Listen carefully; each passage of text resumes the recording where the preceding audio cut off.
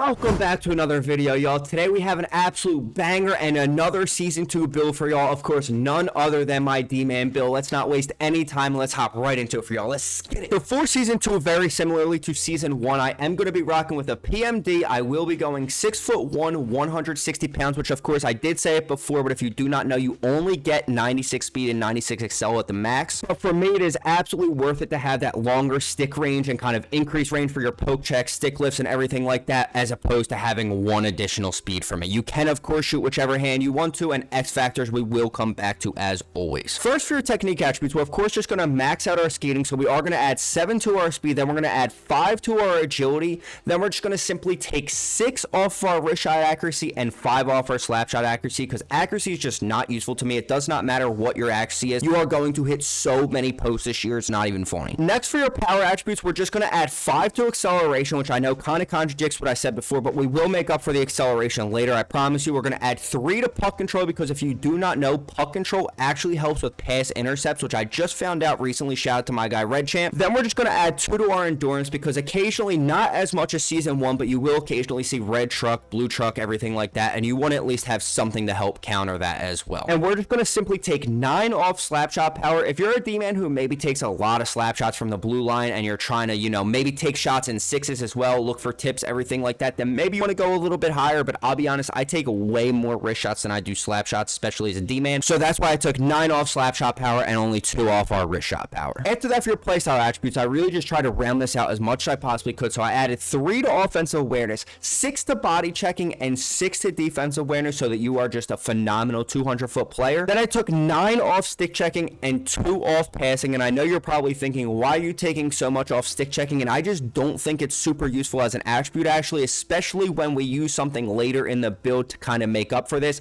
I do not think high stick checking is a necessity whatsoever on this build. And of course, 90 passing is still plenty for your D-man. Then for your tenacity attributes, everybody say it with me. We've been doing this for years. If you've been watching this, we are going to max out our hand eye, max out our strength, and we are going to absolutely tank our durability and tank our shot blocking, because they are not useful attributes in my opinion. And finally, for your tactics attributes, it's pretty self-explanatory. We're going to add 7 to deking and 5 to discipline. Then we're of course going to tank our face-offs and tank our fighting as much as we possibly can, because you're literally a D-man, and unless you're using this build in 6s and trying to be an absolute goon and an enforcer, which this is not the type of build to be doing that in, we are not going to be worried about our fighting at all. Now, going back to X factors, I'm going to tell you what I'm running and why first, then I'll explain some substitutes if you do not want to necessarily rock what I am rocking. So this season so far, my X factors definitely look a little different than last season, because I do of course still have gold wheels, because if you're trying to break out on a rush, or if you're trying to catch up to a super fast skater on defense, wheels is a necessity for me. But with the increased AP cost this season, I think only gold wheels especially is necessary. Then I'll be honest, I'll be the one to say it for this season. I love Elite Stick 'em Up and Elite Send It this season. I mean, I think they are phenomenal abilities, especially for only 40 AP for both of them to be elite. 40 AP each, that is, of course, so you do spend 80 AP, then the wheels is only 20. I really think this combination is going to be one that you're seeing a lot out of D-men this season. But of course, if you want to swap out one of or a few of these abilities, let me give you some substitutes as well that I think are really useful. So the first one I have to mention, of course, is truculence, because if you're a D-man who really likes to lay the body, especially if that's become like a main staple of your playstyle after Season 1, I do not blame you. You can of course still use even gold truculence, and it's super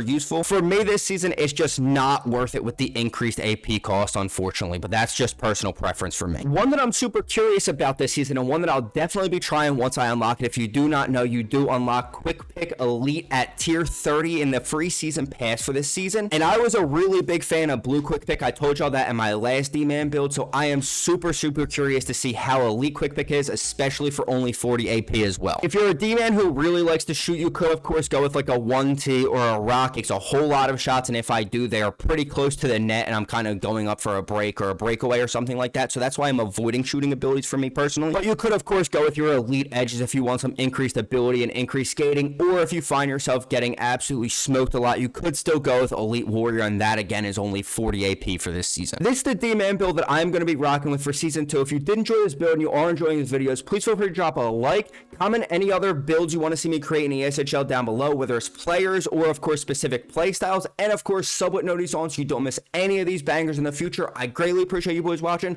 Hope to see you on the next one. Peace out, y'all.